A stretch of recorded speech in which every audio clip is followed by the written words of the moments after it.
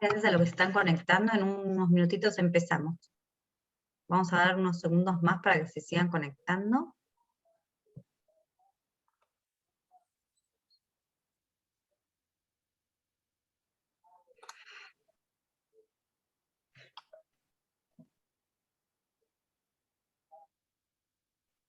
¿Cómo es el futbolista? ¿Cómo se llama? Andrés, el que sacó la coca y la puso en otro lado, ¿cómo se llamaba? El futbolista. ¿Cómo?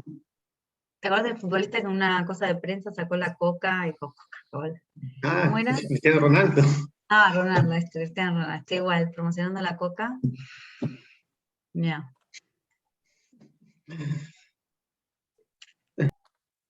Para ponerle algo de humor a estos mercados que entristecen.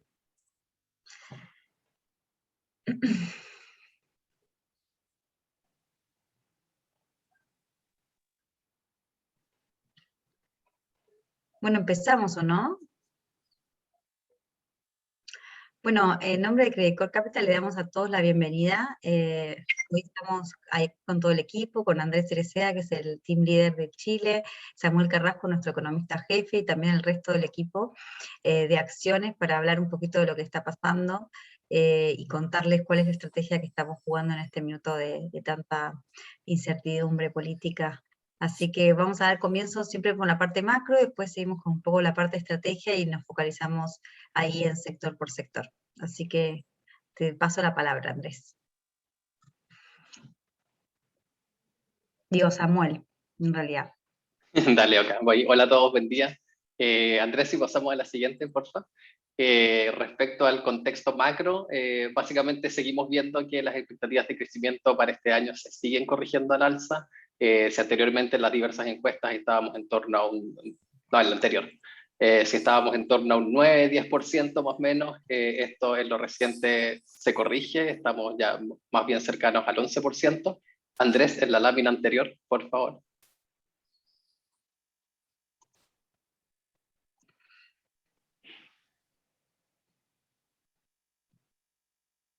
¿Esa, Samuel? Sí, esa misma, sí, gracias. Entonces, como decía en el gráfico de la izquierda arriba, básicamente las proyecciones de crecimiento para este año se siguen incrementando, ya estamos en torno a un 11%, nuestra estimación puntual está en un 11,3%, bien cercano al rango superior del central, que está en 11,5%, y la verdad es que como viene la economía acelerándose mes a mes, la verdad es que la probabilidad de que este crecimiento durante este año sea incluso superior al 11,5%, la verdad es que es bastante elevado. Como ya yo creo que se ha mencionado varias veces, que es lo que está dando soporte a este crecimiento, básicamente estímulos fiscales que provienen por una parte de la extensión del ingreso familiar de emergencia, más los retiros de los fondos de pensiones. Sumando todo esto, el estímulo fiscal entre 2020 y 2021 ha sido casi 35 puntos del PIB, muy por sobre lo que vemos en otras economías emergentes y de la región, como México, Colombia, Perú, Brasil, como se ve en el gráfico de la derecha arriba, y es más bien bastante cercano a economías avanzadas, como Nueva Zelanda, Australia, Estados Unidos. Y si incorporamos obviamente los retiros de los fondos de pensiones, esto es incluso superior. En caso de aprobarse un cuarto retiro desde los fondos, son básicamente 15 a 16 billones de dólares adicionales que se retirarían, esos son casi 5 puntos del PIB, por lo tanto esa barrita transparente en roja se incrementaría en 5 puntos más y llegaríamos casi a 40 puntos del PIB en medidas de estímulos para financiar a los hogares estas transferencias directas de liquidez. Básicamente, ¿cuál ha sido el principal ganador de esta inyección de liquidez? El sector comercio principalmente. Vemos en el gráfico de abajo las ventas del retail, estas ventas especiales que se hacen, Cyber Monday, Cyber Day, claramente presentan una tendencia exponencial al alza, a pesar de que estamos en un contexto de pandemia el año pasado, el 2020, y este año en menor medida también vemos que tanto el Cyber Day como el Cyber Monday presentaron ventas históricamente elevadas y obviamente eso ha estado en gran parte y en gran medida impulsado por los retiros de pensión y por estas medidas de transferencias fiscales. No obstante, ya para el 2022 empezamos a ver que las debilidades que presenta la economía a nivel local se empiezan a hacer más evidentes. Obviamente hay un efecto netamente estadístico. Después de crecer un 11%, es difícil volver a crecer mucho más, simplemente por un factor estadístico, como decía, pero también esto tiene escondido ciertas debilidades más estructurales, que vamos a ver una inversión que es más débil el próximo año, vamos a ver que el estímulo monetario va a ser mucho menos expansivo, el estímulo fiscal debería ser menos expansivo también. Esto obviamente es un condicional porque depende de la postura del nuevo gobierno, y al final del día, por el 2022, esto no lo decimos nosotros, lo dice el Fondo Monetario Internacional, que publicó ayer su más reciente actualización del Economic Outlook a nivel global, dice que la economía chilena no crecería más de un 2,5%, esto es por debajo del promedio de Latinoamérica, que está creciendo un 3% en promedio, y más hacia adelante la economía que sería por debajo del 2%. Por lo tanto, esta es una visión que está bastante ya más internalizada y bastante más generalizada en el mercado, de que el próximo año la economía crecería mucho menos, como decía, no solo por un efecto estadístico, sino que también por debilidades más estructurales de la economía. En la lámina siguiente, vemos que este crecimiento, que ha sido bastante heterogéneo, por una parte fuerte crecimiento el 2021 y una economía más débil el 2022. Andrés, en la siguiente, por favor. ¿Ya la cambié no se ve? No. Esa es la primera. Esa es la segunda, la de Future, esa.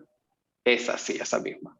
Entonces, como vemos, este crecimiento bastante más heterogéneo está... Oh, se devolvió de nuevo a la primera. Ahí. Este crecimiento está generando ciertas presiones inflacionarias que ya son bastante evidentes. Hacia adelante, esta es una encuesta que hace el ICARE con la Universidad Adolfo Ibáñez. Vemos que los precios futuros de venta, que es la línea roja, hacia adelante están bastante elevados, lo que sugiere mayores presiones inflacionarias hacia adelante, y las empresas también están mostrando mayores costos de producción, lo que también sugiere perspectivas inflacionarias mayores hacia adelante. En este contexto, las expectativas de inflación a 2 años están por sobre el rango meta del Banco Central de 3%, del objetivo puntual de 3%, no sobre el rango, y esto obviamente es un indicador que el Central monitorea muy de cerca y llama la atención de que el Central podría ser mucho más agresivo en el retiro de estímulo monetario. Nuestro escenario base, en el gráfico de abajo, estamos esperando una inflación de 6% para este año y un 3,7% para el próximo. Y dicho esto, esperamos que el Central en la reunión de política monetaria hoy día eleve la tasa de interés en 100 puntos básicos en la reunión de octubre de hoy día y en 100 adicionales en la reunión de diciembre, para cerrar el año ya en terreno neutral, tasa de interés neutral de 3,5 en vez de marzo, como se había planteado inicialmente en el IPOM de septiembre, y cerrar el próximo año en 5,5%. Ahora, obviamente, una vez que se publicó el dato de inflación, la semana pasada gran parte del mercado se subió las estimaciones de incremento de tasa para esta reunión a 100 básicos, y en ese contexto, si bien nuestra estimación puntual es de 100 básicos, creo que el Central va a tener un incentivo bien fuerte en poder sorprender al mercado, y es muy probable de que quizás suba la tasa en un nivel que sea superior a los 100 básicos, y podría ser perfectamente entre 125 y 150, básicamente con el objetivo de anclar estas expectativas inflacionarias a 2 años que están por sobre el 3%. Obviamente este escenario de tasas no considera un cuarto retiro. Si se aprueba en la eventualidad a finales de este mes un cuarto retiro, vemos la tasa que en vez de 3,5 estaría más bien en 4,5 de aquí a fin de año, y de aquí a marzo o junio del próximo año podría estar perfectamente del orden del 6% en vez de 5,5 como lo vemos sin un retiro a diciembre del próximo año. La lámina siguiente.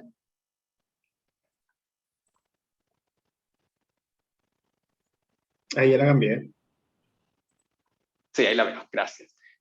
Obviamente el mercado financiero lo que está mirando y monitoreando muy de cerca, como decía, es la aprobación de este cuarto retiro. En el mercado de renta fija hemos visto un incremento de tasas que ha sido de verdad sin precedentes durante el año, que es el gráfico de la izquierda arriba. Vemos que las tasas han subido cerca de 400 básicos, claramente muy por sobre lo que está el resto de las economías latinoamericanas, emergentes y obviamente avanzados. Y en el gráfico de la derecha arriba, cuando hacemos la comparación entre la tasa nominal de un bono del gobierno a 10 años y el rating crediticio, vemos que Chile básicamente está tradeando como que estuviese descontando una pérdida de 4 nodos en su clasificación crediticia. O sea, básicamente con el cierre de ayer, un bono a 10 años está tradeando en niveles de 7%, que es por sobre lo que está tradeando un bono a 10 años de Perú, por ejemplo, que tiene un nivel de incertidumbre bastante elevado en términos políticos, más bien cercano a un Colombia, que hace un par de meses perdió el grado de inversión y que está tradeando a 7,5 un bono, un nominal a 10 años. Por lo tanto, este incremento que hemos visto en tasas ha sido bastante elevado y está muy por sobre el grado de inversión que actualmente tiene Chile. Implícitamente se ve que el mercado está descontando una pérdida en grado de inversión bastante importante. Eso por el lado de tasa. Por el lado de FX también hemos visto una depreciación bastante importante en el peso. Acumulado al año llevamos cerca de 15%, muy por sobre lo que estamos viendo en una canasta de monedas de la región, que incluye el real brasileño, el peso colombiano, el sol peruano, que se deprecian en torno a un 7, un 8% en el acumulado del año, y también muy distinto a lo que estamos viendo en otros exportadores de commodity, como Canadá, Australia, Nueva Zelanda, que durante el año se deprecian no más de un 3-4% en promedio. Los modelos de tipo de cambio, por su parte, en base a fundamentales de corto plazo, los tradicionales fundamentos de precio del cobre, diferencial de tasa de interés, riesgo, etcétera, nos están dando un valor justo para el dólar peso en niveles de 7,70, 7,80. Por lo tanto, con los niveles actuales en torno a 8,20, 8,30, tenemos una prima por riesgo adicional en torno a 50, 60 pesos que el mercado está incorporando por todo este riesgo político asociado por una parte a las elecciones presidenciales, la Constitución, y también obviamente por esta incertidumbre jurídica y legislativa respecto a un cuarto retiro de los fondos de pensión. En la lámina siguiente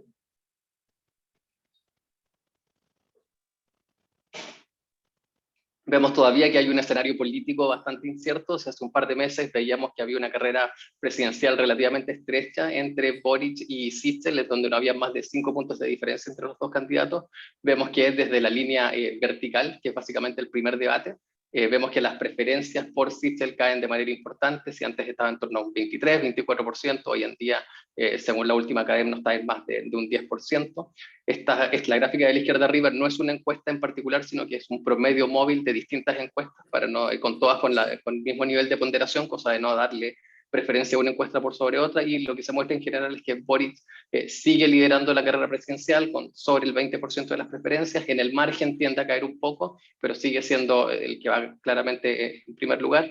Sorprende la rápida incremento en preferencias que está teniendo la candidatura de Kast en lo más reciente, está bordeando el 20%, mientras que Proboste se mantiene relativamente estable en torno al 10%. ¿Qué es lo que está viendo la gente en términos de preferencias? Aquí los colores entre el gráfico de la izquierda y la derecha son los mismos candidatos. En el caso de Boric, por ejemplo, la gente está viendo que representa un recambio, tanto en términos políticos, porque él representa un partido político relativamente nuevo, y también un recambio en términos generacionales, el candidato más joven. También la gente lo ve como un candidato bastante cercano y que tiene buenas ideas en su programa de gobierno. Esto contrasta bastante, por ejemplo, con la candidatura de Kast, en donde la gente en general lo ve como un candidato bastante seguro y bien consecuente con sus convicciones, con su forma de pensar, y que tiene un nivel de experiencia política principalmente bastante elevada y muy en línea con la que estaría mostrando, por ejemplo, una Jasna Proboste. Y eso creemos que es el gran contraste entre estos dos candidatos, que son los que van liderando las encuestas, entre un Boric y un Kast. Kast, por una parte, se ve como un candidato mucho más seguro, con más experiencia, mientras que Boric representa más un recambio. En cualquier caso, cuando le preguntan a la gente en las encuestas por qué candidato nunca jamás votaría en una potencial segunda vuelta, claramente Kast es el que genera el mayor nivel de rechazo, cerca de un 30%, seguido por Boric con un 20%, y en este escenario claramente en una potencial segunda vuelta entre Kast y Boric, el escenario se ve mucho más favorecido hacia la candidatura de Boric, de acuerdo a diversas encuestas.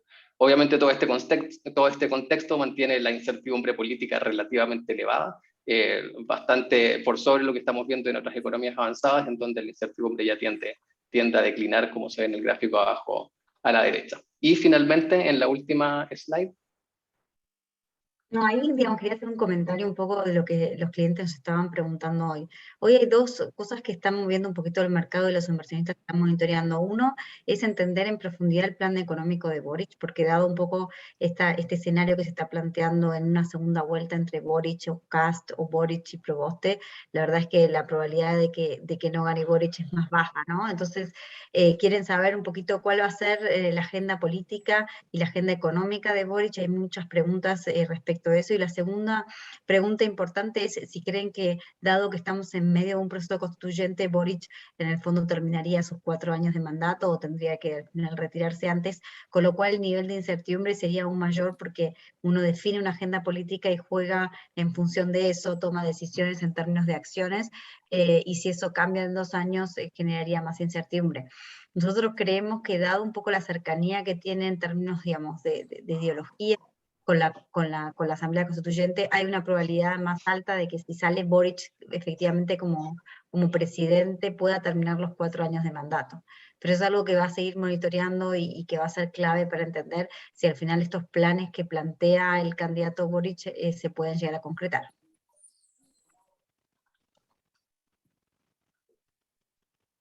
De acuerdo. Y súper en línea con eso, estos elevados niveles de incertidumbre, principalmente políticos, claramente se ven reflejados en una inversión que en los próximos 4 o 5 años presenta una tendencia que es claramente a la baja.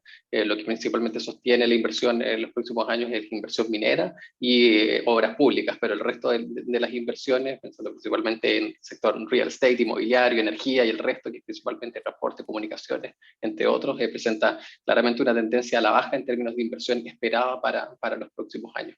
Y cuando se les pregunta a las empresas cuáles son los principales factores de preocupación, ya claramente no es la pandemia, no es el COVID, está en cuarto lugar de esto, sino que el principal nivel de preocupación, lo que más les preocupa es el tema político y la crisis social. Y después obviamente vienen factores más económicos. Así que, bueno, como mencionaba al principio, eso por el lado macro, una fuerte recuperación económica este año, principalmente impulsada por retiros de AFP, por impulso monetario, impulso fiscal, pero un 2022 que se ve bastante más complejo, principalmente por el lado político.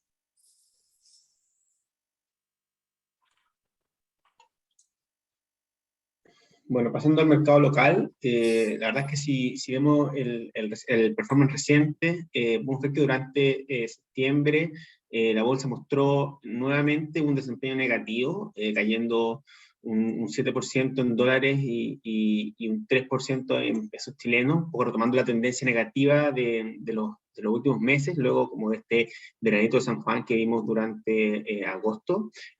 Ahora, también durante los primeros días de octubre, el ISO también ya ha caído fuerte, ya lo mismo que cayó prácticamente en todo septiembre. Y la verdad es que las últimas semanas han estado marcadas por la discusión del cuarto retiro previsional y noticias del ámbito político en Chile, lo que obviamente también se suma a presiones de mercados globales, como por ejemplo por la caída de Evergrande y también la desaceleración en la actividad en China. Si analizamos el último mes y medio, los sectores construcción y real estate son nuevamente los que mostraron el peor desempeño, en línea con los meses anteriores, con fuertes caídas en Echeverría Izquierdo, en San Falcón, Besalco, pero también en Parque Arauco como el Plaza y Sencochop. También es importante acá destacar las fuertes caídas que se han visto en CAP y CNPC, en parte debido a flujos, pero también por recientes caídas de los precios de los commodities. Y finalmente destacamos también la fuerte caída de Sonda, ILC y Colbún, aunque recordamos que esta última acaba de pagar también un dividendo extraordinario con un yield de 45%. Por el lado positivo, las acciones que han mostrado los mejores desempeños fueron Soki, Quimienco, Vapores y SAM, en línea también con los meses anteriores, y en esta ocasión también incorporamos a Cencosud dentro de los principales ganadores. El gran problema de la bolsa sigue siendo la ausencia de un comprador marginal. La discusión de un potencial cuarto retiro sigue manteniendo a las AFPs con un apetito, con muy poco apetito comprador, mientras que los extranjeros han estado ausentes, considerando también todos los riesgos políticos asociado a la próxima elección presidencial y también la redacción de la nueva Constitución. El cuarto retiro va a ser votado recién el 27 de octubre, por lo que aún quedan semanas de incertidumbre.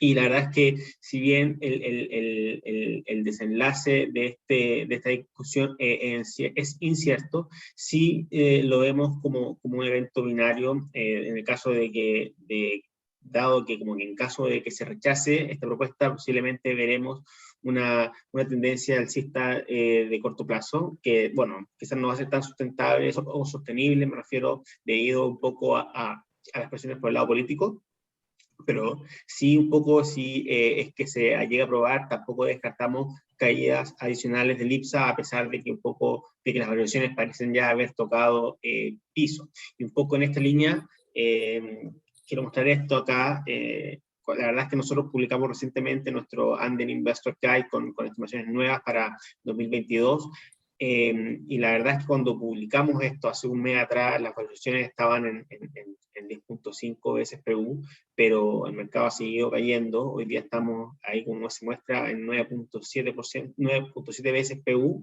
lo que implica un descuento de aproximadamente 45% versus los niveles históricos. Si vemos un poco el ratio bolsa-libro, está en 1.06, que también cerca de un 45% por lo de los niveles históricos.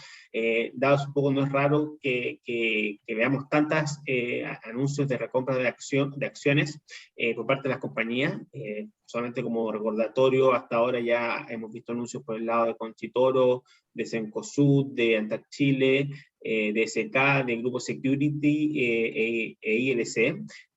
Ahora, la verdad es que también es un poco utópico pensar de que el IPSA probablemente va a volver a estos niveles promedio históricos, considerando todos los ruidos políticos, ¿cierto? Y también considerando el hecho de que la verdad es que hoy día lo que mueve el mercado es más que nada temas de flujos, lo que ha predominado por sobre las valorizaciones y también los resultados de las compañías, y como comentaba antes, tampoco estamos viendo el comprador marginal que permita que la bolsa se vaya recuperando.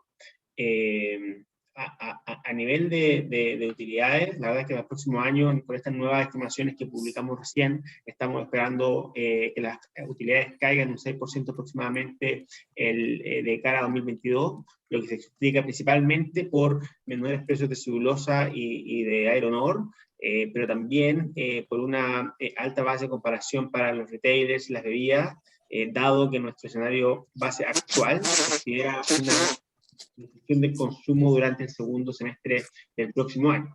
Sí, por el lado positivo estamos proyectando un crecimiento de un dígito para los bancos, dado que estamos proyectando mayores niveles de inflación. Viendo las utilities, la verdad es que esperamos que las compañías se recuperen un poco de la débil ideología que vimos este 2021, mientras que el sector también debería beneficiarse de mayor disponibilidad de las plantas térmicas eficientes, también menores costos de energía, y finalmente los malls enfrentan una muy baja base de comparación, mientras también las medidas de confinamiento deberían ser como beneficiar también esta base de comparación. Andrés, yo quería hacer un comentario sobre el tema de los flujos que hablábamos antes, ¿no? Que una pregunta que nos han hecho. Eventualmente sabemos que el tema del cuarto retiro es binario y demás, pero la realidad es que también hay muchas preguntas de cómo se van a comportar las AFPs aún después de que se apruebe o no este cuarto retiro, porque sabemos que el candidato Boric fue bastante vocal en algunas radios, en algunos programas, hablando de lo que él propone para el sistema de pensiones, ¿no? En donde efectivamente él quiere eliminar el sistema de pensiones privado, de pronto no sacarle el 100% del stock, es decir, mantener la plata que tienen hoy, pero todos los fondos nuevos irían a un ente estatal, con lo cual, lo que quiero decir con esto es que en el interín, entre que se defina un nuevo sistema de pensiones y demás, sí vamos a tener, un sesgo de las AFPs a tratar de buscar mayor liquidez y a tener un sesgo al menos neutral o vendedor dentro de la bolsa local. Entonces no vemos, más allá del cuarto retiro, no vemos una recuperación fuerte de flujos que genere, una recuperación en términos de retorno de la bolsa, porque como decíamos, lo que queda en el fondo en términos de propuestas, también sigue atacando un poquito el negocio puntual de las FPs. Nos preocupa, si uno ve cómo ha ido el performance de las large cap versus small cap, en general las small cap han estado mucho más golpeados, lo que implica que claramente ahora hay un gap en términos de valuation importante, y la pregunta que también nos hacen es si ese gap se cerraría. La realidad es que si las AFP siguen privilegiando el tema de la liquidez más allá del cuarto retiro, por lo que podría venir hacia adelante, sí creemos que eventualmente van a seguir golpeando un poquito las small cap, y al final cuando la pregunta que nos hacían, si el mercado incorporó el 100% de que salga Boric, o ese tema, digamos, de cambio un poco estructural en términos de la AFP, es súper difícil decirlo desde el punto de vista fundamental. Creo que lo que está liderando un poquito la tónica es el tema del flujos. Entonces, creo que eventualmente sí podríamos seguir viendo en el fondo una bolsa con correcciones, a pesar de que las valorizaciones se ven bastante atractivas. Bueno, y pasando para el lado del target del IPSA, efectivamente es bastante complicado calcular un target en este contexto. La verdad es que el que nosotros publicamos en el Anden Investor Guide que publicamos, como les decía, hace un mes, es de 4.900 puntos de cierre, al cierre de 2022. Esto la verdad que creo que acá es importante comentar cómo se ha construido. Nosotros históricamente siempre ocupábamos o basábamos nuestro target del IPSA principalmente en un enfoque más bottom-up, el cual hoy día nos está dando, nos sugiere, ¿no es cierto?, un upside aproximadamente 30%, lo que sumaba un dividend yield de promedio de 5% para la bolsa, nos da un retorno total de 35% para el IPSA. Pero la realidad también es que es un poco utópico pensar de que el IPSA va a llegar a esos niveles que sugieren los fundamentos, considerando todo lo que ya hemos comentado en este webinar, y por lo mismo también nosotros estamos ponderando un enfoque top-down a nuestro análisis, donde estamos considerando un múltiplo de 10.5 veces, que está en línea también con lo que nos está dando un poco los múltiplos forward cuando publicamos este reporte. Hoy día el análisis top-down lo estamos ponderando con un 60%, pero la verdad es que un poco considerando cómo se ha ido dando el mercado, incluso en estas últimas semanas, probablemente cada vez más razonable un poco considerar más o ponderar más un análisis top-down. De todas maneras, comentarles de que en nuestras últimas estimaciones y nuestra última publicación, las acciones donde vemos mayor upside en el mundo small cap, por ejemplo, las vemos en ILC, SMU, SAM, Bonor y Besalco. Si miramos a las large cap, la verdad que donde más upside vemos es en Conchitoro, Entel, CAP, Mallplaza, AES Andes y CNPC. Y donde vemos los menores upside están en SQM, CCU, Energeneración e Itaú Corpbank. También un poco destacar las acciones que estamos esperando que son más dividenderas, en donde destacamos en estos momentos a las forestales, con tanto CNPC como empresas COPEC pagando dividendos muy por encima de los promedios históricos, CAP debido un poco al balance que tiene, y también destacamos a ITES y al sector bancario.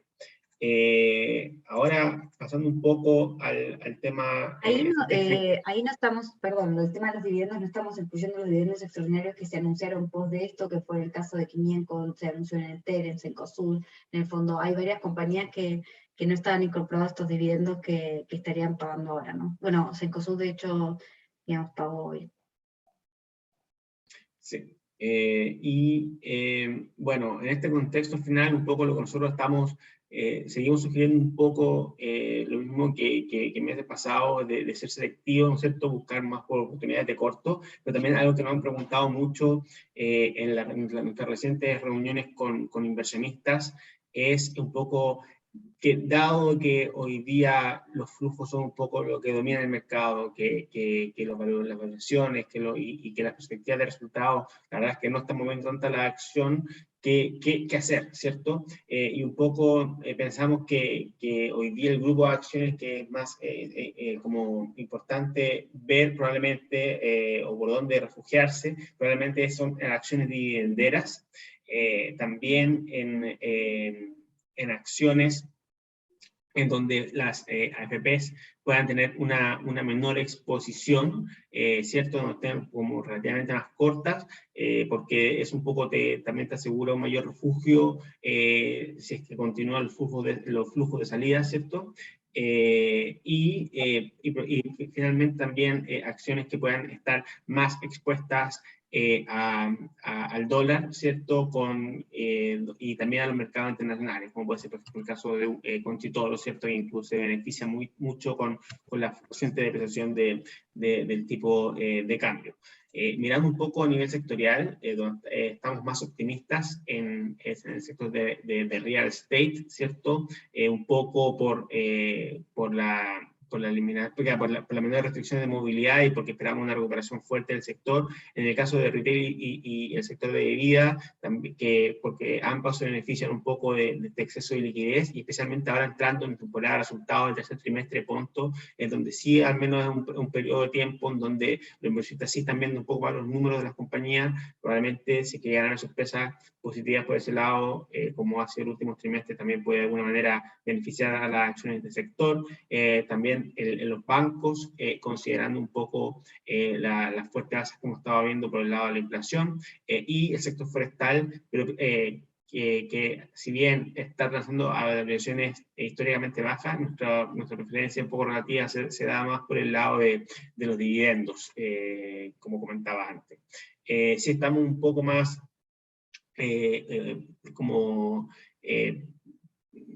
más como del costado, ¿no es cierto?, en los sectores de utilities, del telecom, y también en el sector construcción. Un poco por la falta de catalizadores o por riesgo o la exposición a riesgos políticos y regulatorios que pueden enfrentar estos sectores. Y finalmente nuestros top picks en el mercado actualmente son CNPC, Conchitoro, Mallplaza y BCI. Ya vamos a discutir cada uno a medida que vayamos yendo por sector, pero sí un poco comentarles que probablemente donde hemos visto los mayores pushback por parte de inversionistas a estos calls serán quizás en CNPC y Mallplaza.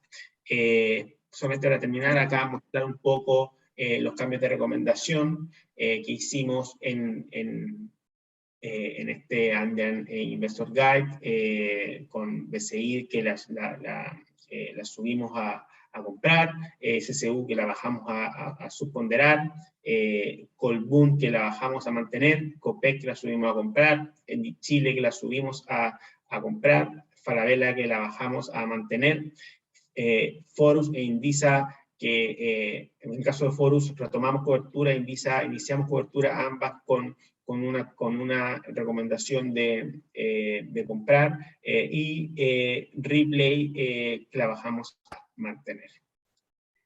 Antes de pasar a los sectores, yo quería comentar algo respecto al tema del target que también nos preguntaron, ¿no? Porque efectivamente uno dice, bueno, un 30% por el lado de bottom-up es súper atractivo, pero la realidad es que estamos enfrentando un momento de cambio en el fondo, y nosotros, ¿qué cosa podría bajar este upside? Cosas que no estamos prediciendo en los modelos, en nuestras estimaciones, es, por ejemplo, digamos, probablemente el programa de Boric va a venir aparejado, además de un mayor gasto fiscal, mayores impuestos, ¿no? Tanto las corporates o los capital gains en el fondo. Entonces yo creo que mayor tasa impositiva, por ejemplo, royalties a la minería, en el fondo ese tipo de cosas nosotros no estamos incorporando en el modelo. También hay mucha incertidumbre respecto al nivel de CAPEX de las compañías, porque por un lado todos los sectores que son regulados, especialmente lo que es telecoms, sí hay una discusión importante sobre el tema de las exigencias que se le podría poner en el fondo para de alguna manera empujar a las compañías a que hagan un mayor deployment de CAPEX y que la rentabilidad de ese CAPEX claramente es menor. También hay un tema de tasa de descuento en el fondo. hoy por hoy estamos usando un CDS en Chile en torno a los 120 básicos, 110 creo que estamos usando en la tasa de descuento, que eso podría cambiar ante un eventual, en el fondo, deterioro de las cuentas fiscales. Entonces yo creo que eventualmente hay ajustes que se pueden hacer. Este 30% claramente va a estar, digamos, creemos que es más fair este 11% de target, considerando estas cosas que es difícil de poner en números hoy con el nivel de incertidumbre y con poca información al respecto, ¿no? Y respecto a los top picks, como decía Andrés, una pregunta que nos hicieron es el eventual que ganara Boric en el fondo, o que se diera el cuarto retiro y que las FP siguieran subiendo, en el fondo, ¿cuáles debieran ser sus cambios en las recomendaciones? La realidad es que a nosotros, un poquito yendo al tema de malls, creo que el tema de malls preocupa un poquito el tema del aumento de tasas. Nosotros, si hacemos el análisis de los malls en particular, vemos que las valorizaciones, el spread de la tasa respecto a la tasa, aún una tasa al alza, están históricamente altos, ¿no? Entonces, al final del día, digamos, las valorizaciones siguen siendo atractivas, aún en un escenario de aumento de tasas, pero creo que el timing de esto va a ser difícil de que al final estos calls realmente terminen rindiendo hasta que no se genere un anclaje en las expectativas de la tasa de interés, y para eso necesitamos tener mayores definiciones respecto a, en el fondo, si hay cuarto retiro o no hay cuarto retiro, cuánto va a ser el déficit fiscal, cómo, digamos, al final del día, el plan de gobierno en qué se va a trasladar. Entonces yo creo que ese tema va a tener un poquito golpeado los malls. Ahora, si uno ve en términos de earnings, sí creo que en el caso de mall vamos a tener una sorpresa que no tuvimos, que tuvimos en los retailers antes, ¿no? Empecemos un poquito por el tema de retail. En la hoja anterior, nosotros esperamos un poco linkeado este tema de que el próximo gobierno mantendrá los temas de estímulos fiscales, un 2022 que va a seguir siendo muy bueno, aún si se lo compara con el 2019, o sea, vamos a estar con niveles de ventas y de un EBITDA en torno a entre un 20, un 15%, por encima de lo que teníamos en el 2019, y eso se explica básicamente porque hay un tema de inercia que persiste en el 2022, apalancado por una mayor inflación. Por ejemplo, cuando vemos las ventas de home improvement y uno ve un Falabella, un 50% de ventas superiores 2022-2019, hay que entender que en este rubro en particular la inflación ha sido en torno a un 30%, 35%, algunas categorías hasta el 40%. Entonces no es que eso implica que efectivamente están vendiendo muchísimo más, sino que además hay una inflación que hace que las ventas en términos nominales sean fuertes. En el caso de tiendas por departamento pasa un poquito lo mismo. Creemos que al final la recuperación de apparel va a estar persistente en esta segunda mitad del año y probablemente también en el 2022, lo que implica que las ventas que estamos estimando para los department stores va a estar entre un 12 y un 15% por encima de lo que teníamos en el 2019. Y en el caso de supermercados, ahí el comportamiento es un poquito más mixto. Creemos que Cencosud, en el fondo, probablemente va a mantener un nivel de ventas digamos, bastante superior al 2019, pensando en esta ganancia que tuvo de participación de mercado durante el e-commerce. Y en el caso de Totus también lo ha hecho bastante bien. De alguna manera estos dos supermercados se han desacoplado un poquito de lo que vemos en el caso de SMU, que si bien, digamos, la tendencia es al revés en el fondo, tanto en Cencosud como en Falabella vemos ventas cayendo o estabilizándose, mientras que en el caso de SMU hay una recuperación respecto a los niveles que teníamos antes, ¿no? Y la inflación en particular también va a ser algo que va a ayudar a los supermercados el próximo año. Si vamos en términos de márgenes, si vamos a la próxima slide, la realidad es que al revés de las ventas se van a mantener, digamos, bien fuertes o estables en el fondo, pero sí vemos que los márgenes que estamos viendo ahora, en particular el 2021, son muy altos y que vamos a ver una normalización en estos márgenes. Aún así, sí esperamos márgenes por encima de lo que teníamos en 2019, en donde 2019 fue un año muy malo para el retail porque recordemos que tenían un tema promocional súper agresivo. La normalización de márgenes se da un poco por esta normalización que estamos viendo también en términos de ventas, se van a mantener bien 2022-2019, respecto al 2021 si esperamos una caída, y por lo tanto hay menor dilución de gastos fijos, y adicionalmente también creemos que el tema de precios tan altos por un tema de falta de stock también se va a normalizar, es decir, no vemos promociones tan fuertes en el caso del 2022, pero sí creemos que el traspaso a precio de mayores costos costos de flete, digamos, de mayores costos en general de importación, va a ser menor en el 2022. Por lo tanto, vemos que los márgenes van a tender a estabilizarse o a bajar un poco respecto al 2021, manteniéndose sí por encima del 2019. Si vamos a las próximas slides, vamos a hablar un poquito de las recomendaciones y los top picks en el caso de retail. Nosotros seguimos favoreciendo a Cencosud, y la realidad es que después de que sacamos el reporte, Falabella, nosotros habíamos hecho un downgrade en el fondo a Hall, porque creíamos que en términos relativos Falabella no estaba haciendo el delivery que nosotros esperábamos en el fondo, o la expectativa del mercado era muy alta respecto a lo que tenía que rendir Falabella, ¿no? Y la realidad es que, digamos, Falabella en ese minuto sí ha sido un underperformer relativo a Cencosud, y a estos niveles nos parece atractivo, nos parece que hay un tema de flujo que ha impactado un poquito más a Falabella, las AFPs han vendido un poquito más, en general están un poquito más negativas con la historia de Falabella que Cencosud, y por lo tanto, a estos niveles nos parece que igual, digamos, es atractiva, pero dicho esto, mediano plazo, creo que la estrategia competitiva de Cencosud es bastante más sólida, y creemos que por el lado también de Cencoshop, en el fondo, nos gusta un poco el fundamental más de largo plazo de Cencoshop respecto a Mallplaza. En términos de small caps, nosotros estamos ponderando un poco SMU y ITES. La realidad es que en el caso de SMU vemos una tendencia de recuperación, tuvieron hace unas semanas atrás el SMU Day, en donde se los mostró más activos en mostrar qué cosas están haciendo para de alguna manera recuperar algo de participación de mercado. Creemos que el handicap en el fondo estructural por una menor penetración de e-commerce va a seguir, pero sí se va a compensar de alguna manera con un crecimiento mayor que van a tener en términos de tiendas, especialmente abaracados de lo que es tiendas por tiendas de descuento, Super 10, Mayorista 10 o Albi, y el acuerdo que hizo con Montserrat claramente va a apalancar un poquito este crecimiento y va a acelerarlo. En el caso de ITES, este va a ser un año histórico para ITES, esperamos una utilidad cerca de 30.000 millones, lo que implica que va a tener un dividend yield este año de doble dígito.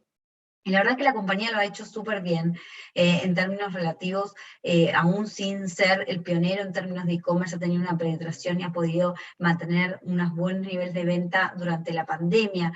Y adicionalmente a esto, creo que obviamente el banco se benefició con una caída muy fuerte en términos de provisiones, que si bien creemos que la desaceleración en la cartera, en el fondo, o el crecimiento de la cartera va a ser bien desafiante por este escenario de los retiros previsionales, esto se va a compensar por un escenario de retail que va a seguir siendo bueno. Entonces, pensando un poco en el dividend yield que tiene este año y que los resultados van a seguir manteniendo una tónica positiva hacia el 2022, estamos privilegiando a ITES. Si vamos al tema de los malls, la realidad es que la próxima slide, ¿sí? Acá estamos un poquito el cap rate a los que están transando. Estamos hablando de malls que están llegando casi al cap rate del 9,5-10%. Si uno ve la media histórica, en el fondo estos son 3 años, pero si ves la media respecto al spread, respecto al soberano, digamos, la realidad es que está muy por encima en el fondo, y la realidad es que también lo que nos pasa un poco es que en momentos en que digamos, las tasas estaban bajando, los malls tampoco andaban subiendo porque había una preocupación respecto al operacional y el tema de largo plazo de los malls. Entonces es un poco, digamos, no sé si injusto, pero al final decir que cuando las tasas bajan en el fondo, es como que la gente ve a los malls como un retailer, y cuando las tasas suben, la gente ve al mall como un bono. Es como, no es tan fea esa comparación. Yo creo que igual está bastante presionado el sector por este tema de las tasas hoy, el tema de la preocupación por el lado de los contratos, de la renovación de los contratos, creemos que se va a disipar una vez que las compañías empiecen a mostrar que efectivamente están sacando los descuentos y que están teniendo niveles de renta más similares a los prepandemia, y eso se va a dar más de cara al cuarto trimestre. O sea, nosotros sí esperamos un factor sorpresa en resultados que podría cambiar un poco esta tendencia negativa de retornos que estamos viendo en los malls, pero en el mediano o corto plazo eso se va a probablemente dar cuando reporten el cuarto trimestre, más cerca de marzo. O sea, yo creo que los próximos 2 meses para los malls en este escenario de suba de tasas va a ser bien complicado. Dicho esto, si vamos a la otra slide, para los que están dispuestos a esperar, la realidad es que lo que está preciando el mercado es bastante ridículo en términos de fundamentales. Hoy por hoy, esto está el ejercicio de hecho con un precio de Sencoyop de 8.75, Parque Arauco 6.82 y Mallplaza 7.27. Ahora estamos en niveles un poco más bajos, pero lo implícito de esto es que una caída cerca, en el caso de Sencoyop y Mallplaza, es una caída cerca del 40% en la UF por metro cuadrado, o sea, 40% de renta en términos reales, ni siquiera nominales. Entonces, nos parece que este escenario efectivamente no se va a dar y que por lo tanto cuando empiecen a recuperar los resultados, también apalancados de tenants que están viendo buen nivel de ventas y que por lo tanto tienen ganas de renovar los contratos, y creemos que esa renegociación va a ser bastante más, digamos, fácil que lo que veíamos hace 6 meses atrás. En términos de los malls, de los activos de los malls, también queremos destacar que por qué nos gusta un poquito más Sencoyop en el mediano plazo. La verdad es que si uno ve el nivel de activos, claro, durante la pandemia, los activos más premium, en el fondo que sería un Costanera Center, un Alto Las Condes, han mostrado una caída en la UF por metro cuadrado mayor, porque tenías un nivel de exposición en términos de mix también más apalancado a restaurantes y a cines que estuviera eso cerrado, pero sí esperamos que estos malls en el fondo premium tienen que performear mejor durante la era post-pandemia, porque son buenos en atraer tráfico, ¿no? Y si nosotros vemos los malls que consideramos buenos, en el caso de Sencoyop, que son Costanera Center, Alto Las Condes, Florida Center y Portal La Dehesa, y los Power Centers, que al final son como un bono, porque la UF por metro cuadrado ahí es muy baja y han performado bastante bien, tenemos cerca de un 80% del EBITDA de la compañía. Entonces creemos que en términos de calidad de activos, Sencoyop es la más atractiva y adicionalmente es la que tiene el balance más sólido para poder crecer. Ellos anunciaron un plan de CAPEX de 420 millones de dólares, con lo cual vamos a ver expansiones en GLA. Si vamos a Mallplaza, las dos que tenemos en recomendación de buy son Mallplaza y Sencoyop, y Parque Arauco la tenemos en hold, también vemos que en el fondo no tenemos el detalle de los malls.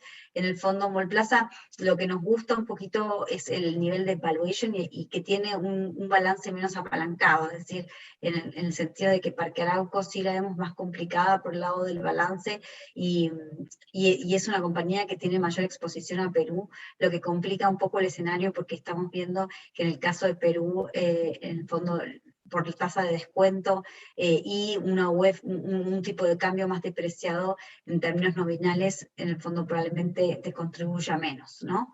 Entonces, nuestras preferencias en el mediano plazo siguen siendo los primeros Sencoyop, después Mallplaza, y en el corto plazo tenemos a Mallplaza dentro de la cartera porque en realidad tiene una menor exposición a FP, y sí esperábamos que si las FP salieran a vender un poquito en términos generales su cartera, le iban a pegar un poquito más a Sencoyop que a Mallplaza. La realidad es que, digamos, el último mes no ha sido así, se han mantenido más, digamos, más positivas en el caso de Cencosud y Sencoyop. Yo creo que está más linkeado también el tema de los anuncios del dividendo extraordinario en el caso de Cencosud, que llevó un poquito de la mano también a preferir a ese accionista en el fondo sobre Falabella.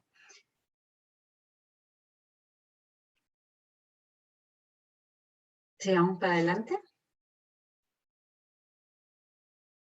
Bueno, eso es un poquito lo que comenté, el tema de la exposición que teníamos en el caso de Parque Arauco, que es más en el fondo de exposición a Perú y que eventualmente tiene más espacios en Coyo para poder crecer.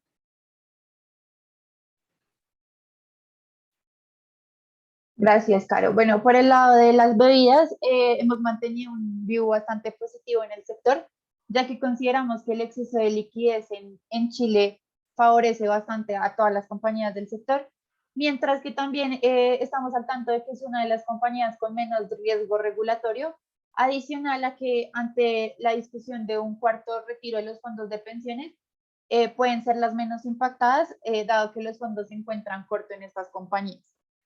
En nuestra última actualización, rebajamos la calificación de CCU a UPERF, básicamente porque hemos visto que la acción ha corrido bastante, de hecho ha superado al IPSA y a todo el sector en general, y generando así que su valoración la veamos en estos momentos justa y el upside bastante limitado. Nuestra acción preferida en el sector es Concha y Toro. Creemos que a los niveles actuales la acción se encuentra bastante descontada y se ha generado un upside bastante elevado. Creemos que el tema del la estrategia y el delivering que ha tenido el plan de premiumización de la compañía no está priceado por el mercado. Adicionalmente, vemos que se viene un periodo con costo del vino barato y la reciente depreciación del peso chileno beneficia mucho a la compañía. Entonces también estamos esperando unos resultados para este trimestre bastante sólidos. Por el lado de las embotelladoras estamos prefiriendo Andina. Vemos que se mantiene el earnings momentum como en todo el sector. Y adicionalmente el nuevo acuerdo que se hizo con Santa Rita, más el acuerdo que ya se tenía con AB InBev, es un catalizador en el nombre y creemos que no está priceado en el mercado. La preferencia por Andina sobre Embonor, a pesar de que Embonor también se beneficia por lo mismo, se da básicamente por la baja liquidez en el segundo y por eso nos mantenemos un poco cautos por ese lado. Bueno, en general estamos esperando que el earnings momentum en el sector se mantenga, dada la liquidez que estamos viendo. Nuestro escenario base considera esta liquidez hasta la primera mitad del 2022. Sin embargo, creemos que unas extensiones en el IFE o el cuarto retiro puede alargar un poco más este boom de liquidez. Adicionalmente, esto favorece mucho el cambio en el consumo de los hogares, que a últimas favorece el mix de las compañías por productos más premium. Entonces tenemos efecto volumen y precio. Esperamos que este trimestre venga bastante sólido como vimos el anterior. Y por último, las valorizaciones en el sector están bastante descontadas en todos los nombres, a excepción de CCU, como ya lo mencioné. Y vemos que estas valorizaciones no están tan justificadas, pues no hemos visto un de-rating en el sector, entonces esperamos que haya mucho más espacio en estos nombres.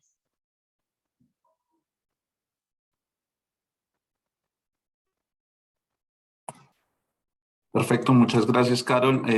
Continuando en el frente bancario, nosotros hemos sido muy enfáticos de que nos enfrentamos a una disyuntiva, a un dilema entre el escenario político que estará marcado por el tema del cuarto retiro, las elecciones presidenciales y también el frente constituyente, y por otro lado el buen resultado de los bancos. Y es que los bancos se han beneficiado de dos temas principalmente durante este año. El primero es el frente de inflación, que tiene un impacto directo en los márgenes de los bancos. Y como mencionó Samuel, pues en adelante las perspectivas vienen en presiones alcistas en la inflación. Antes nosotros esperábamos inflaciones de 5.5 para finalizar este año, ya estamos en 6, y para el otro año cerca de 4%. Esto se traduce en que en adelante podríamos ver mejores cifras de ingreso de interés para los bancos por estas presiones alcistas en inflación. Y el segundo tema es el buen comportamiento de pago de los clientes, y acá vale la pena hacer varios comentarios. El primero es, como pueden ver en la parte de arriba a la derecha, Chile ha sido el que ha tenido el paquete fiscal más grande como proporción del PIB cuando se compara con los otros países de la región andina, cuando se compara con Colombia y Perú, y uno puede ver que incluso los retiros de fondos de pensiones representa el 18% del PIB, cerca de 50.000 millones de dólares. Y esto ha tenido varios efectos.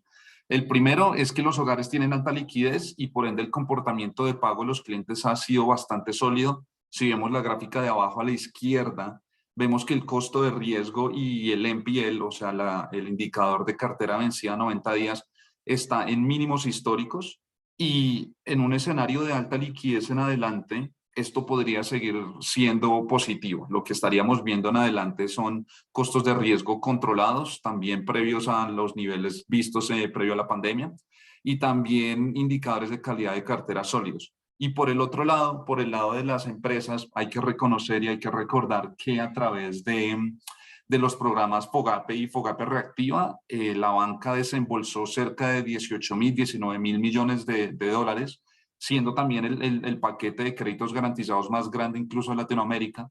Y pues las empresas beneficiarias pues también tienen alta liquidez. Entonces, en un escenario de alta inflación que beneficia los márgenes, y en un escenario también de buen comportamiento de pago que favorece a los bajos niveles de provisiones de la banca, lo que estamos viendo nosotros en adelante para la industria bancaria es recuperaciones en los niveles de rentabilidad.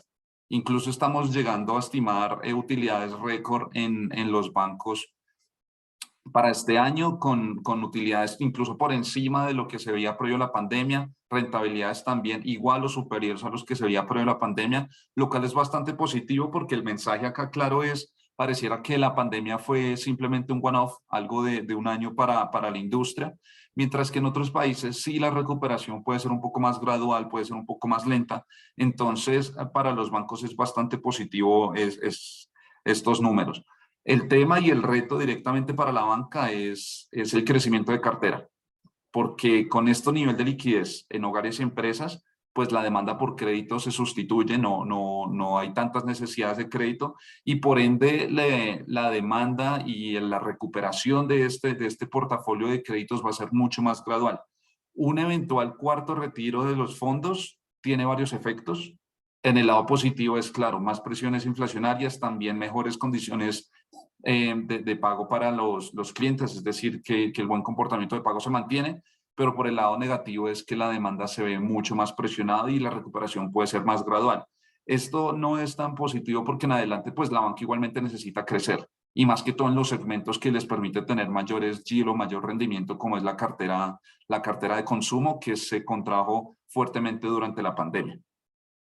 Ahora, pasando a nuestros nombres favoritos, nosotros seguimos favoreciendo a BCI y Santander en nuestra cartera. BCI especialmente por varios temas. El primero es que estamos estimando utilidades récord en este año con niveles de rentabilidad cercanos a 13%. Esta es una cifra que no se veía desde el 2017 y nos parece bastante positivo. Lo segundo es que también se beneficia de una estrategia bastante sólida a través de Match, que ha desembolsado cerca de 2 millones de tarjetas de crédito. Acá con varios clientes hemos discutido que, claro, pareciera que Santander es el que tiene el mejor vehículo o la mejor estrategia digital con un ecosistema de productos más amplio, Superdigital, Live, Clare, Autocompara y ahora también JetNet, que es el nuevo vehículo que entra en el mercado adquiriente. BCI también entra a ese mercado con BCI Pagos. Pero acá el mensaje es que BCI, su estrategia digital también es sólida y se ve que en adelante pueden generar ingresos adicionales, más que todo con esta nueva iniciativa de BCI Pagos en el mercado adquiriente. El tercer punto es que nosotros seguimos viendo que las valoraciones de BCI siguen siendo atractivas y más cuando se ajusta por retorno esperado. Seguimos viendo que el descuento que ofrece es mayor al que ofrecen otros bancos como Banco de Chile y Santander, y a precios actuales son puntos de entrada atractivos de mediano y largo plazo.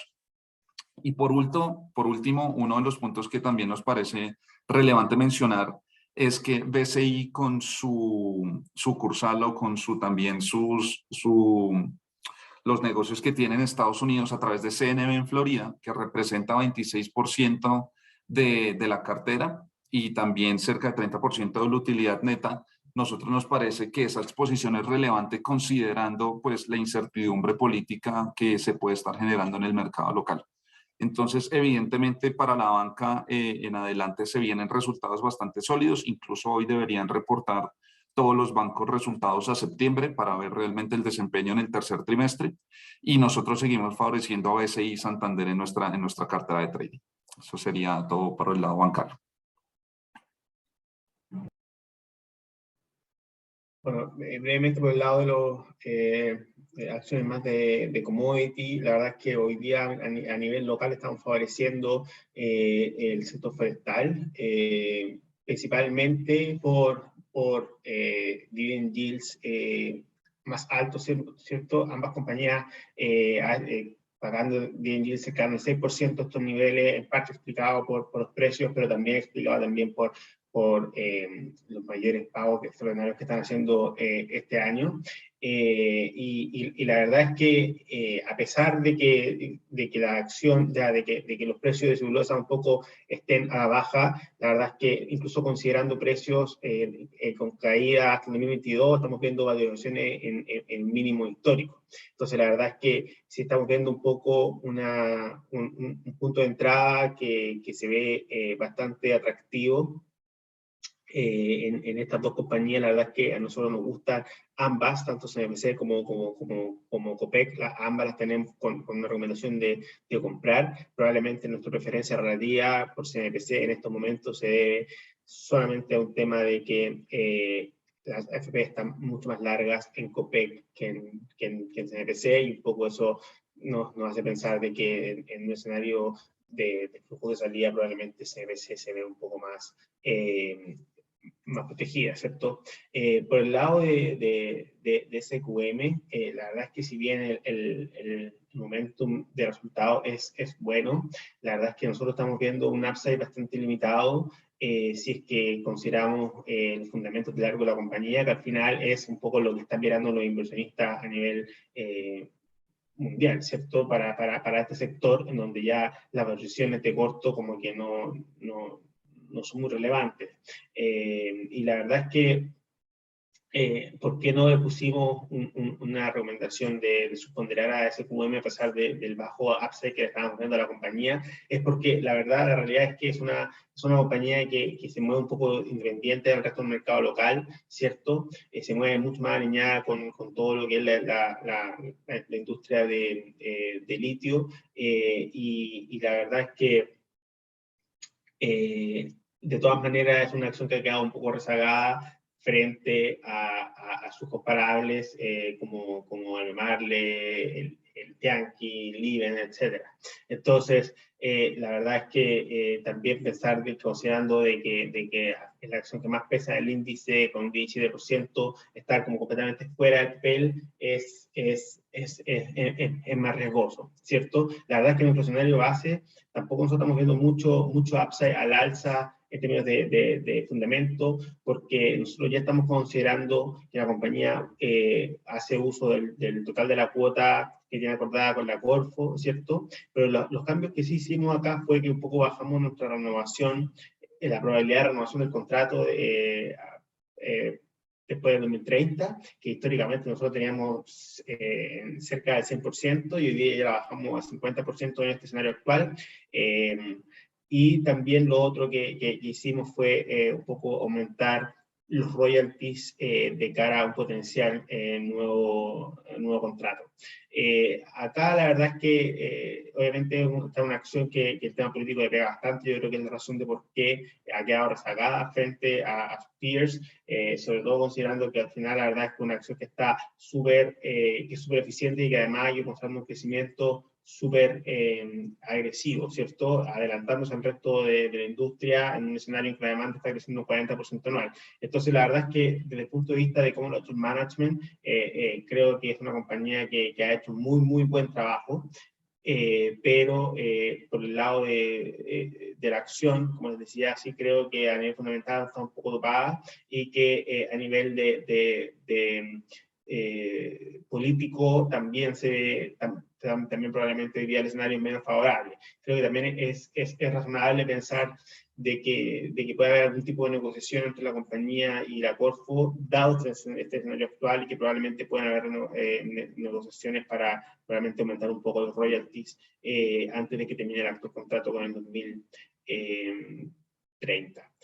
Así que, bueno, la verdad es que eso nos parece que es una acción que está más topada, y que por el lado político también está con un outlook negativo, y cuya volatilidad es bastante alta. Pero no le pusimos un underperform, porque de todas maneras el view que tienen un poco los inversionistas extranjeros sobre el sector de litio es bastante positivo, y por mucho que hoy día sí le esté pegando fuerte a Sokimich por los temas políticos, llega un punto en que probablemente la acción pueda empezar a correr, ¿no es cierto? Entonces, por ahora nos mantenemos más cautos, sí. Y pasando por el lado de CAP, ahí dejo a Marco.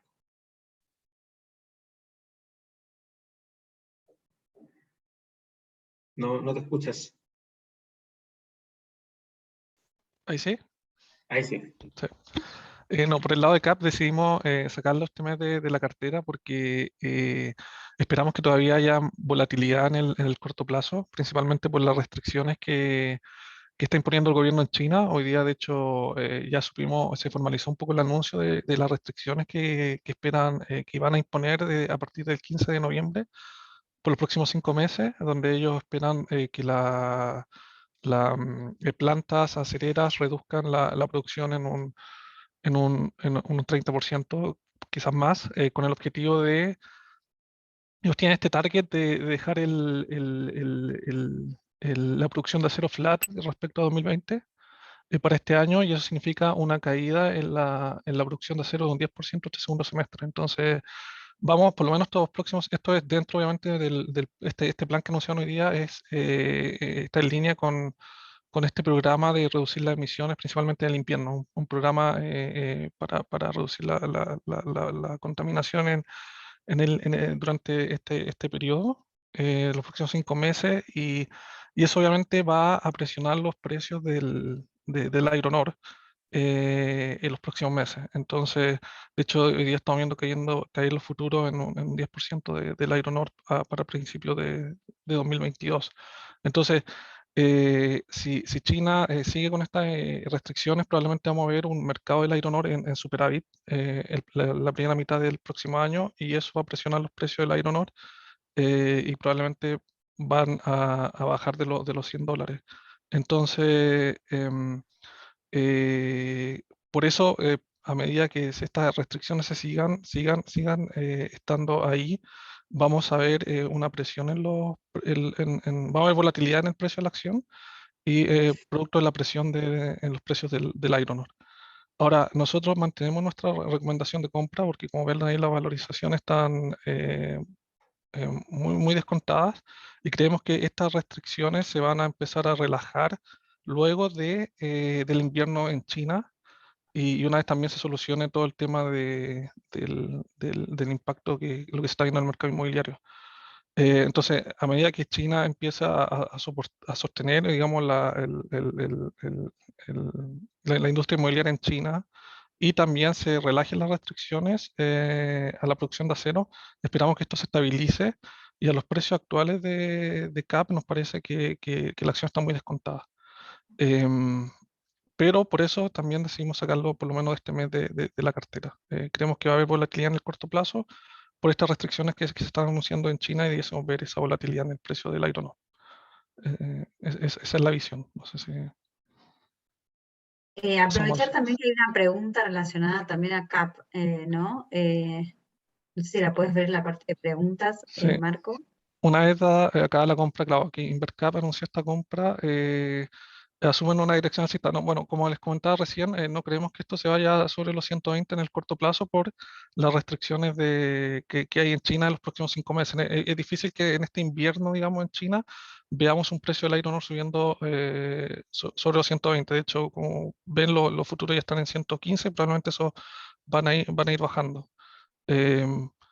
Sí, después, digamos, ya pasado un poco el primer semestre el primer trimestre del próximo año, esperamos que China relaje estas restricciones y podamos ver un repunte en la demanda. Para aclarar un poquito la pregunta, ahí nos preguntaban si veían una tendencia alcista de CAP post 30 de noviembre, una vez acabada la compra que anunció Invercap. Pero la realidad es que la tónica, como dijo Marco, va a seguir en línea con lo que se espera en el precio del Iron Ore, y por ahora sí vemos presión en el fondo en el corto plazo. Exacto.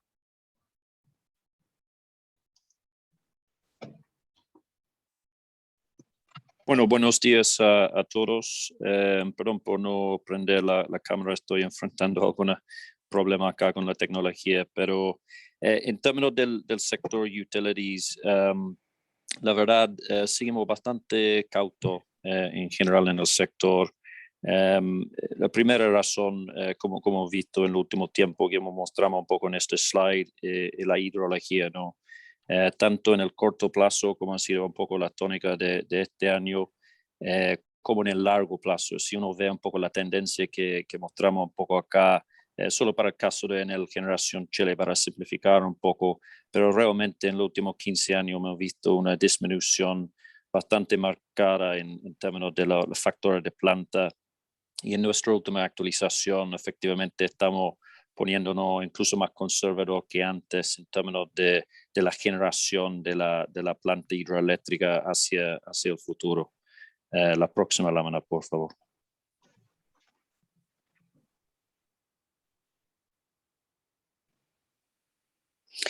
Y obviamente el tema de descarbonización, ¿no? Sigue siendo un gran viento en contra para el sector. La verdad, muchas empresas ya han avanzado bastante con planes para retirar su planta termoeléctrica de carbón, pero claramente eso significa que para muchos ahora tienen un gran ciclo de CAPEX en adelante, que obviamente puede presionar en algunos casos los balances en términos de apalancamiento. Y para el sistema en su totalidad, ¿no? Si llegamos eventualmente a tener un retiro anticipado en 2025 de toda la planta termoeléctrica de carbón, eso realmente podría implicar complicaciones para el sistema y para la empresa misma, ¿no? En términos de especialmente las que tienen más exposición al mercado spot, teniendo que comprar en, como digo, un mercado spot cuando hay alta volatilidad en los precios. Eso agrega mucha incertidumbre, digamos, en términos de los flujos de caja de esta empresa hacia adelante. La próxima, por favor. Y un poco más en el corto plazo, ¿no? Que lo que hemos visto en este año, realmente por el tema de la mala hidrología, cierta salida de planta eficiente en el transcurso del año, los alzas en los costos de combustible, especialmente últimamente que graficamos un poco ahí a la derecha, ¿no? En términos de mayor precio de carbón y gas. La suma de todas esas cosas realmente significa un año que ha sido bastante difícil para el sector y sus utilidades. La próxima, por favor. Sin embargo, lo anterior, por favor. Sin embargo, para 2000, no la siguiente, por favor. La de Engie Energía Chile. Lo que pasa es que está con efecto, ¿eso es cierto? Eso mismo, gracias, André. Con efecto. Ahí está. Sí, entonces, sin embargo, para el 2022, la verdad, realmente hay una acción que sí estamos empezando a gustar más.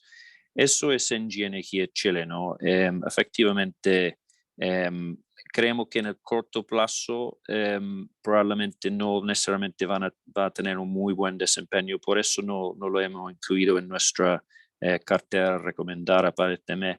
Pero especialmente después de octubre, cuando deberíamos tener los resultados del tercer trimestre que probablemente van a ser bastante malos, después de eso vamos a ver efectivamente que la empresa va a tener la entrada de varias plantas renovables, Tamaya, Coya, Capricornio, Calama, en los próximos meses, y además tiene algunos contratos con otras generadoras que va a significar que su exposición al mercado spot, que ha sido el gran driver, digamos, en este año, los malos resultados, esta exposición va a tender a disminuir y eso para nosotros va a dar un alza importante en la expectativa de la utilidad para 2022.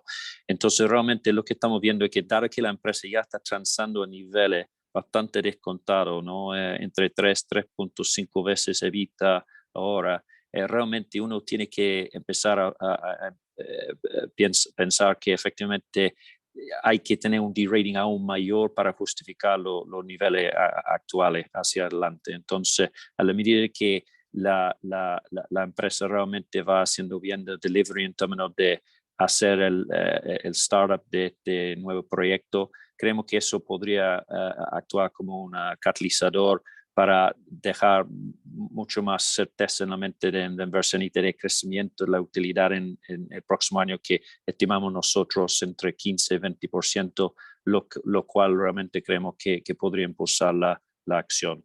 En términos de la cartera recomendada este mes, la verdad hemos incluido en el Américas. Eso un poco responde a la incertidumbre política macro que tenemos en este momento, ¿no?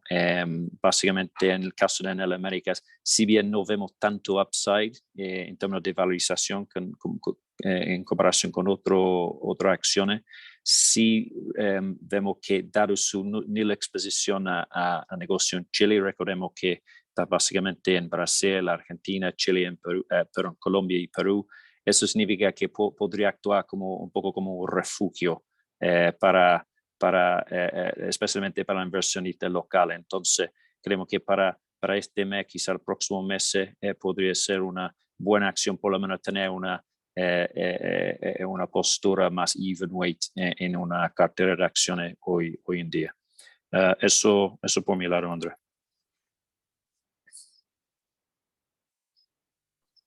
Bueno, pasando al sector construcción, aquí lo que estamos viendo es una dicotomía interesante entre lo que se está apreciando, el precio de las valorizaciones y los fundamentales de las compañías.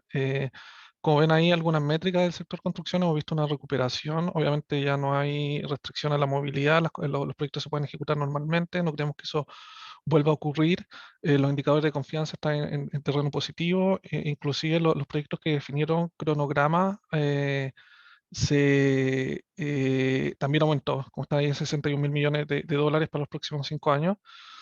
Ahora, ahí están los principales proyectos, siguen siendo Quebrada Blanca 2 y MAPA, los principales proyectos que se están ejecutando en el país, y obviamente una de las preguntas es qué proyectos van a reemplazar a estos dos proyectos. Entonces vemos indicadores sanos. Si vamos a la siguiente lámina, lo mismo sucede con la industria inmobiliaria, donde vemos que las ventas, en el gráfico ahí de abajo, las ventas del primer semestre de este año ya superaron la de inclusive la de 2019 con 82 millones de UF. Y con tasas de interés que, a pesar de que han ido subiendo, bueno, aquí tenemos el último dato de agosto, está un poco atrasado, pero tasas que siguen siendo bajas comparado a la historia. Pero bueno, si vamos y los backlogs de las compañías, como lo vamos a ver en la siguiente lámina, los backlogs de las compañías, este es el caso de Salfa, el backlog sigue siendo bastante alto si lo comparan si lo hemos comparado con la historia, con 2019, inclusive 2020 o 2017. Está en 900 billones de pesos chilenos, un backlog bastante saludable, pero sin embargo, si vemos abajo las valorizaciones, como les comentaba, están bien descontadas, están en niveles de 2015-2016, que fueron periodos de bajo crecimiento y bajo crecimiento y con alta incertidumbre en el periodo de Michelle Bachelet. Entonces, lo que se está descontando algo, bueno, primero, como contaba Caro, la falta de liquidez, la falta de interés en las small cap. Un punto, todo esto obviamente con el ruido político y lo del cuarto retiro que podría seguir afectando la liquidez o obviamente lo va a seguir afectando, es un punto. Y lo otro que se está descontando mucho es un mediano plazo de alta incertidumbre. Obviamente está discutiendo en el caso de Salfa que el sector minero lo impacta de forma importante.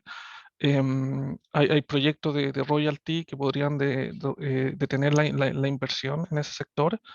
Y además, bueno, y lo que te comentaba sobre al principio también, de que los proyectos de inversión hacia el mediano plazo, hacia 2022-2023, la inversión debiese ir cayendo. Y esto obviamente va a afectar un poco los resultados de estas compañías. Además, en el sector inmobiliario, la última semana hemos visto el fuerte aumento de las tasas de interés que también podrían impactar en la demanda de viviendas nuevas y obviamente la extensión en proyectos en los proyectos de menores de 2000 UF, que también obviamente, va a estar impactando la demanda. Entonces vemos un mediano plazo eh, más desafiante, sumado a todo el problema político y la probablemente falta de liquidez en este mercado y la falta, digamos, el poco interés, digamos, en este tipo de compañías. Si vamos a la siguiente lámina, tenemos Besalco, que la historia es bastante similar.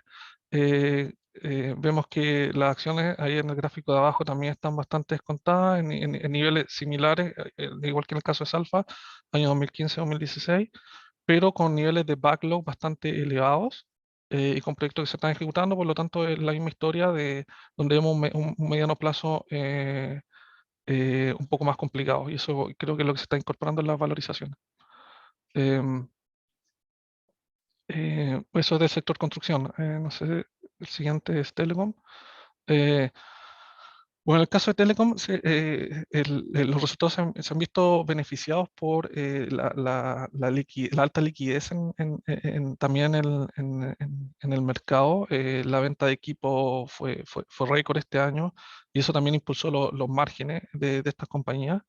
De Entel, aquí tenemos el caso de Entel, nosotros proyectamos que estos niveles de márgenes se debiesen mantener porque esperamos que este nivel de consumo de datos se sostenga, por lo que ya hemos conversado, con una alta liquidez que hay en la economía, principalmente por lo que es venta de equipos, y además Entel está invirtió, ya ganó espectro nuevo que tiene un menor costo para proveer el giga. Entonces creemos que esos dos efectos van a sostener los márgenes de la compañía, sumado a un nivel de CAPEX que esperamos que se mantenga en niveles promedio de un 22%.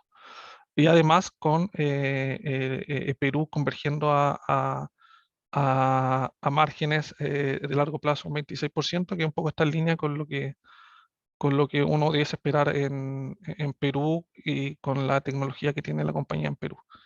En términos de adiciones netas, también récord en los últimos, como pueden ver, después del segundo Q de 2020, tenemos niveles de adiciones netas del segmento postpago cercano a los 200.000 clientes por trimestre, lo cual es súper alto. Entonces parece que Entel, nos parece que la valorización es tan atractiva. Ahora la pregunta es, obviamente, el tema regulatorio y el nivel de CAPEX que van a tener que ejecutar esta compañía hacia adelante. Si nosotros hacemos el ejercicio de subir el CAPEX en 2-3%, nos da niveles de precio, de un precio objetivo cercano a los actuales de 3.500. Entonces la pregunta va a ser, ¿qué tanto CAPEX van a tener que ejecutar estas compañías en un contexto político que probablemente les va a exigir hacer más CAPEX? Un CAPEX que también va a ser menos rentable. Y en el caso de la última compañía aquí del sector, que es Sonda, en la siguiente lámina, hemos visto que también se ha visto bien, los resultados han sido positivos, principalmente también por un tema de toda la recuperación que vimos después del segundo semestre del año pasado y la liquidez también que ellos tienen el negocio de distribución de Mac Online aquí en Chile, y además de todo el tema del home office, su negocio de distribución tuvo márgenes bastante buenos, también por el tema de la liquidez, y con Brasil que mejoró en algo los márgenes, llegando a niveles del 5%. Sin embargo, todavía tenemos muchas dudas acerca de las ventajas competitivas que tiene la compañía, principalmente luego de que actores internacionales como los chinos, que hoy en día están ahí licitando, están ofertando por el tema del registro civil, han demostrado un poco que la compañía tiene ahí problemas de competitividad para ganar este tipo de contratos grandes en Chile, donde es un mercado donde ellos dicen tener debiesen ser líderes. Entonces, en ese sentido, no somos cautos acerca de que la compañía pueda mejorar los márgenes, lo cual nos parece a nosotros fundamental para que el precio de la acción reaccione, digamos, positivamente. Así que estamos esperando a que estos márgenes mejoren antes de estar un poco más positivo y ver en este nombre, digo. Eso es por mi lado.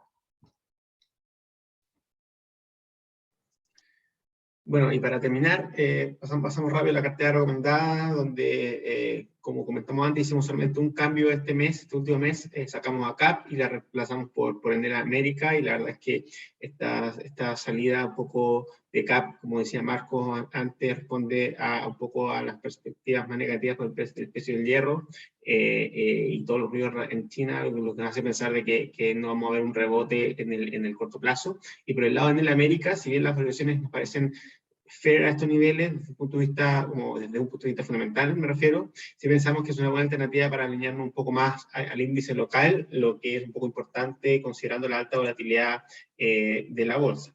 Entonces, la cartera para este mes quedó, como ven ahí, de la primera posición BCI, seguido por Andina, CMPC, Falabella y Mallplaza en las 5 primeras posiciones, y después seguido por Santander, Conchitoro, Cencosud, SAM y Enelam.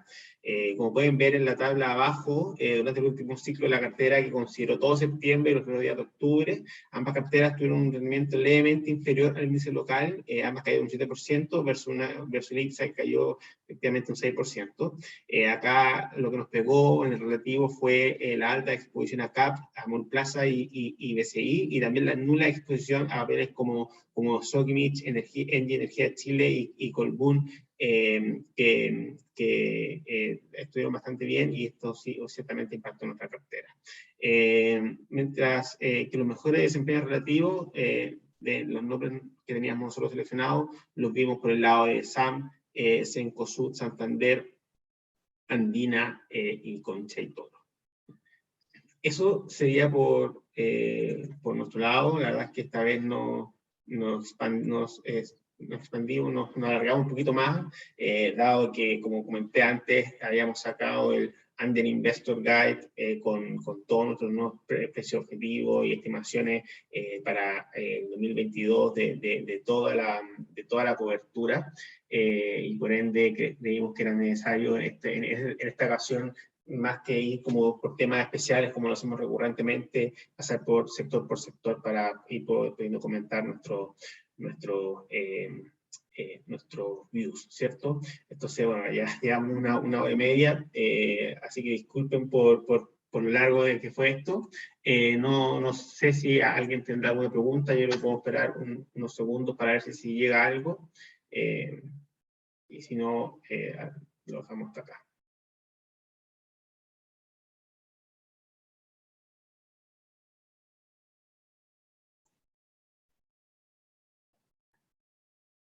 Ya, parece que no hay más preguntas. Así que nada, muchas gracias por su participación en nuestro webinar, y desearles lo mejor para el resto de la semana. Muchas gracias. Gracias.